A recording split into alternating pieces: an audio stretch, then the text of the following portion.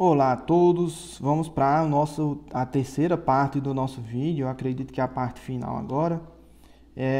E aí eu decidi apresentar apenas alguns comentários adicionais do ponto de vista prático, né, do ponto de vista da concepção da estabilidade global de um edifício em aço.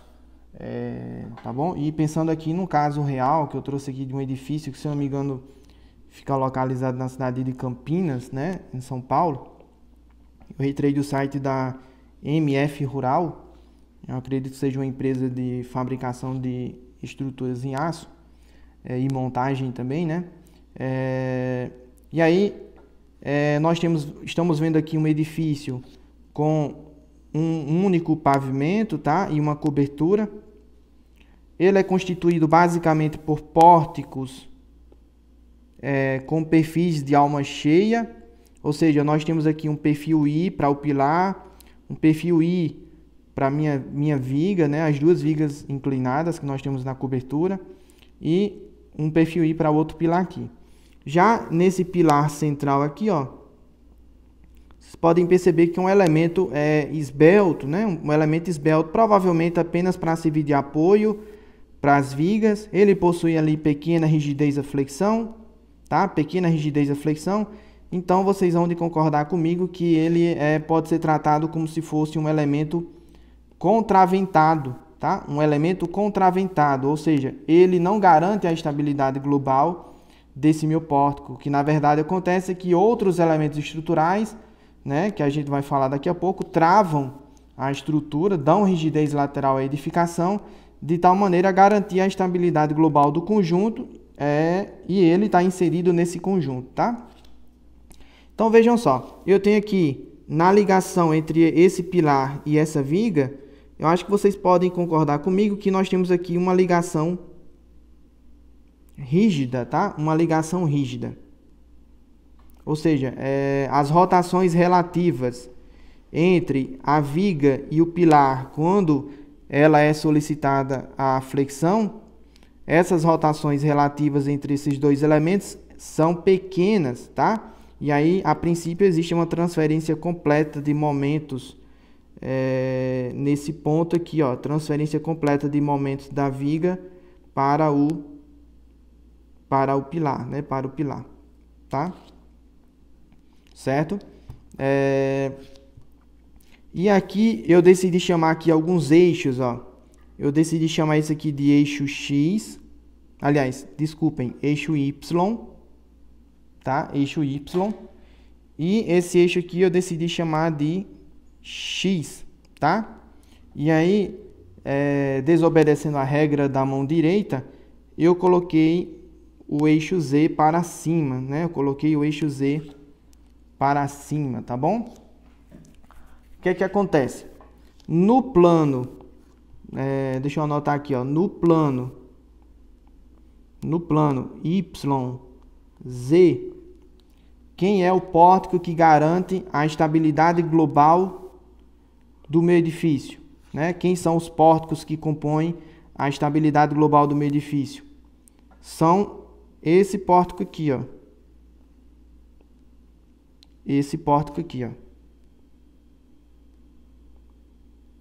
Mais a viga do pavimento, né?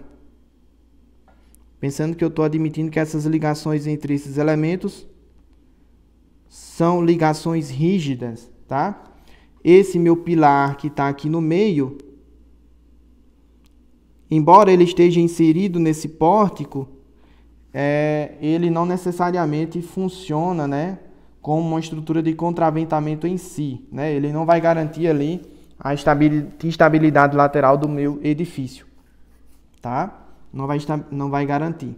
Esse pórtico aqui, né? Esse pórtico, ele se repete, né, ó, ao longo da profundidade aqui do meu edifício. Dá para ver que existem 3 pórticos desse, né, ó, 3 pórticos desse ao longo da profundidade aqui, ou seja, na direção X do meu edifício aqui.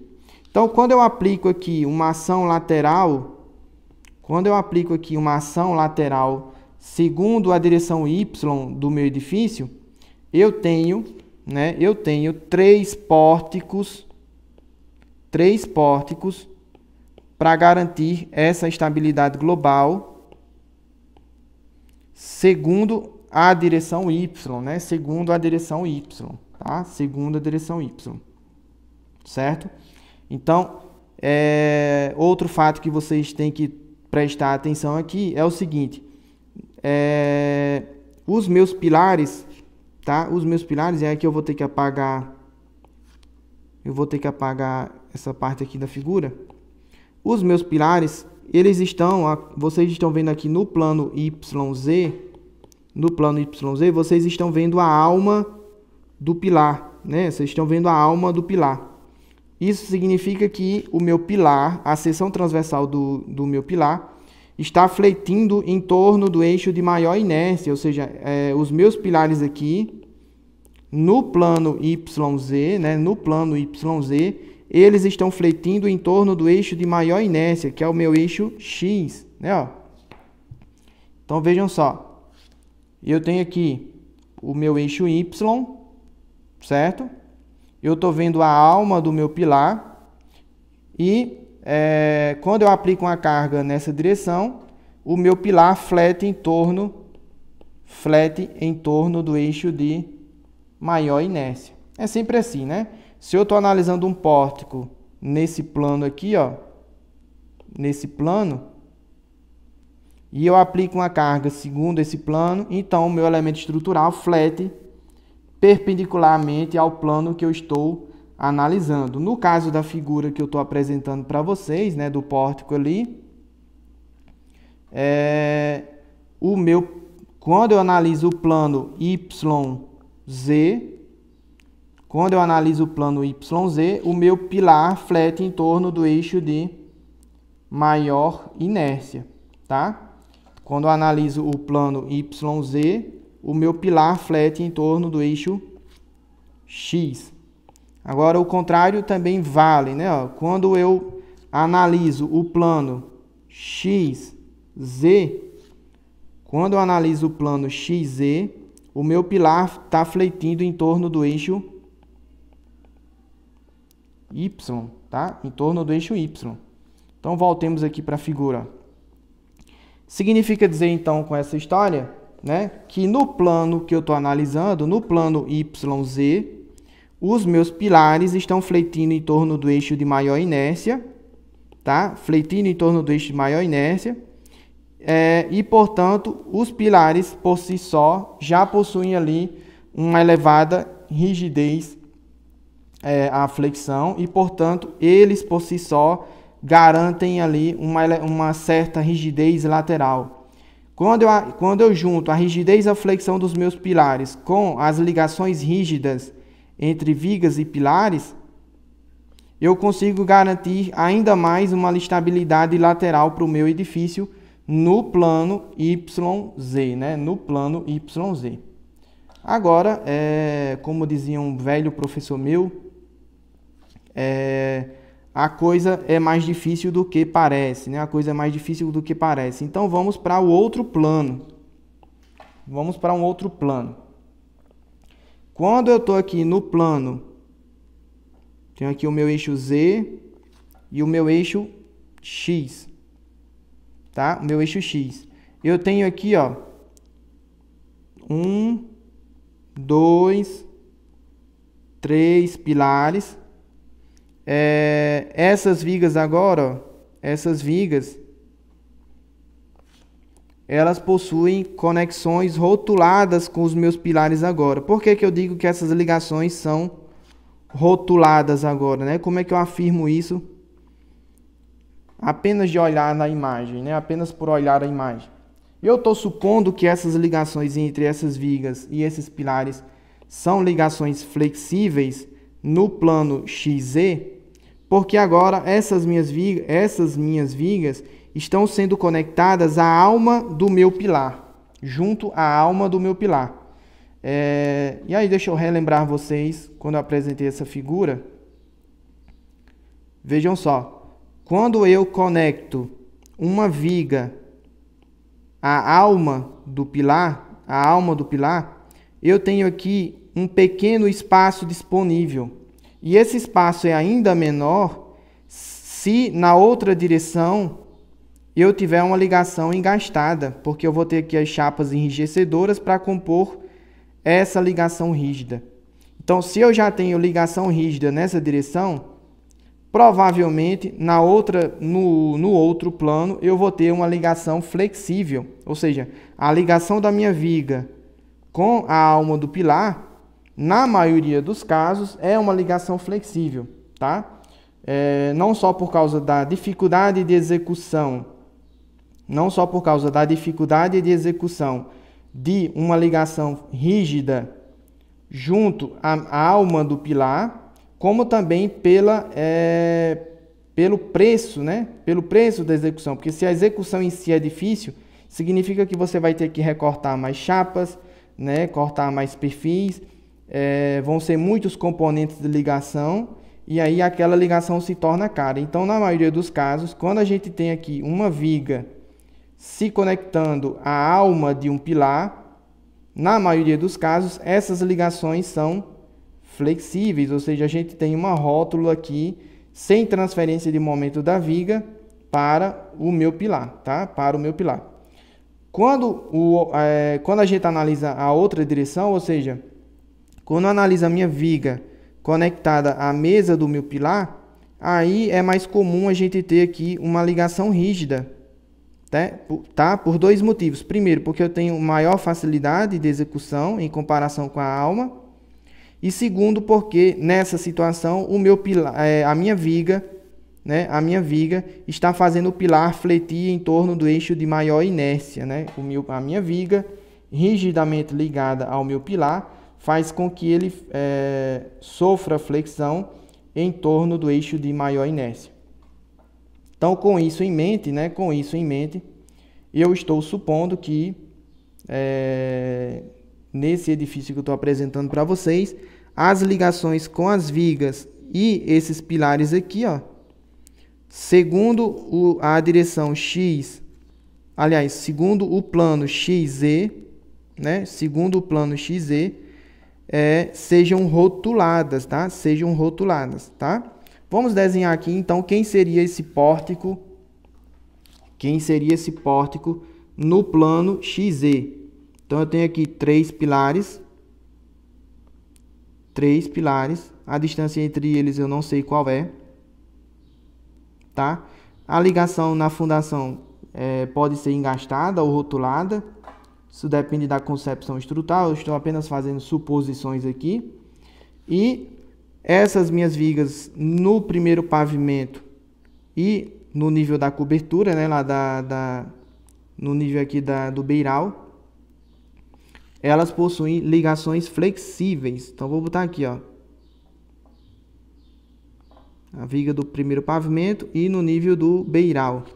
E as ligações flexíveis entre a viga e o pilar, né? Flexíveis entre a viga e o pilar. E aí, nesse caso aqui, vocês podem falar, professor, mas o seu pórtico, os pilares, né? Os pilares aqui estão engastados na base. Sim, só que agora, quando eu analiso o plano XZ, os meus pilares estão fletindo em torno do eixo de menor inércia, que é o eixo Y, né? Ó. Os meus pilares, quando fletem em torno do eixo Y, eles estão fletindo em torno do eixo de menor inércia. Então, o que é que acontece?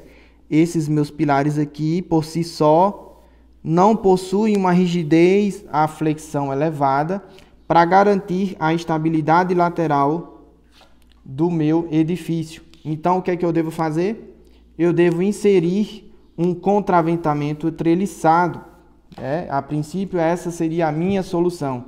Eu devo inserir aqui um contraventamento treliçado, porque eu acredito que seja mais adequado, que seja mais barato de ser executado, de mais fácil execução.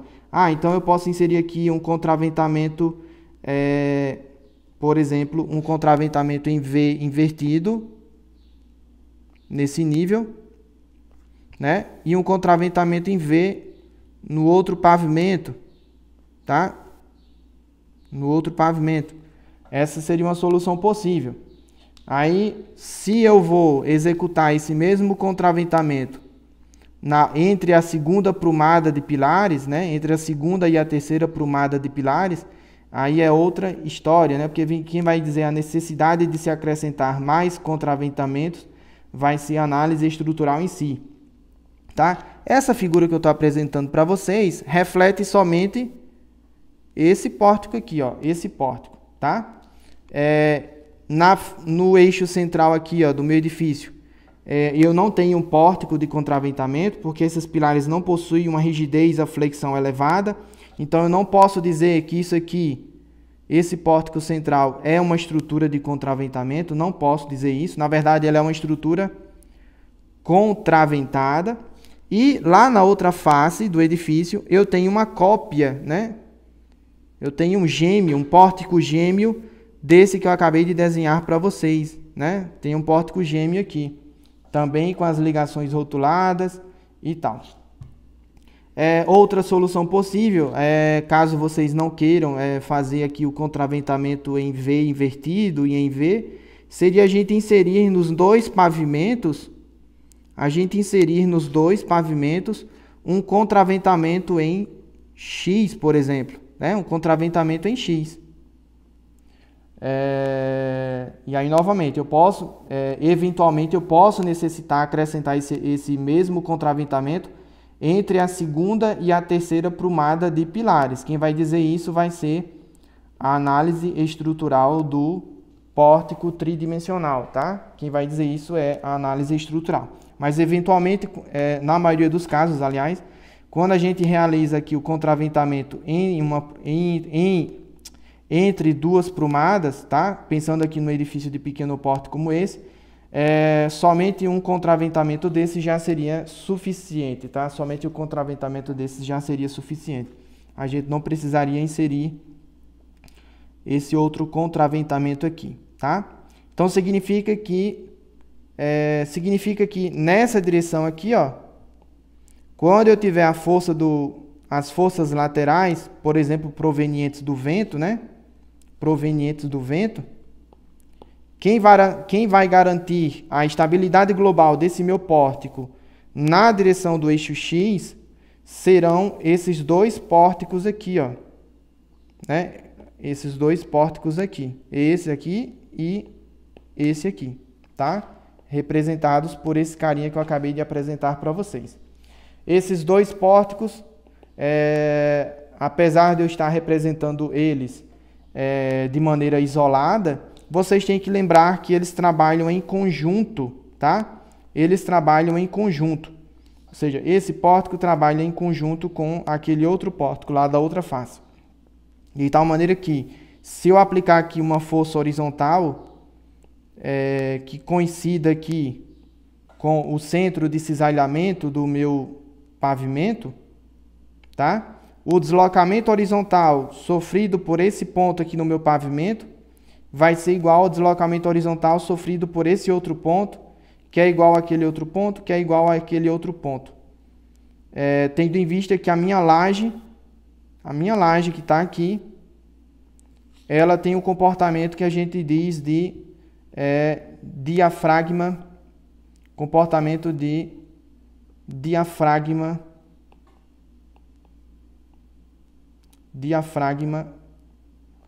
rígido, né? Diafragma rígido, ou seja, a minha laje